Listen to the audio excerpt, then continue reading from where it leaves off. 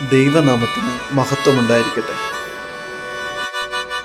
നാം ഒക്കെ സ്വയം ന്യായീകരിക്കുന്നവരും നീതീകരിക്കുന്നവരുമൊക്കെയാണ്. നമ്മുടെ കുറവുകളേക്കാൾ മറ്റൊരാളുടെ കുറവിലേക്കാണ് നമ്മുടെ നോട്ടം.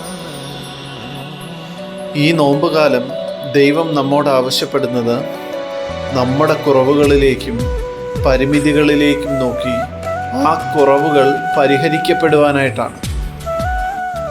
ഈ 50 നോമ്പ് പൂർത്തിയാകപ്പെടുമ്പോൾ നാം ഒക്കെ പ്രാർത്ഥിച്ചു, ഉപവസിച്ചു, ആഹാരം വർദ്ധിച്ചു.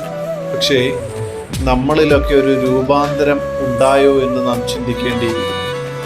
നമ്മുടെ കുറവുകളൊക്കെ പരിഹരിക്കപ്പെട്ടുവോ എന്ന് നാം ചിന്തിക്കേണ്ടിയിരിക്കുന്നു. ഈ നോമ്പുകാലം നമുക്ക് നമ്മിലേക്ക് തന്നെ നോക്കി നമ്മുടെ കുറവുകൾ എന്താണെന്ന് തിരിച്ചറിഞ്ഞ് അത് പരിഹരിക്കുവാനായി നമുക്ക് ശ്രമിക്കാം.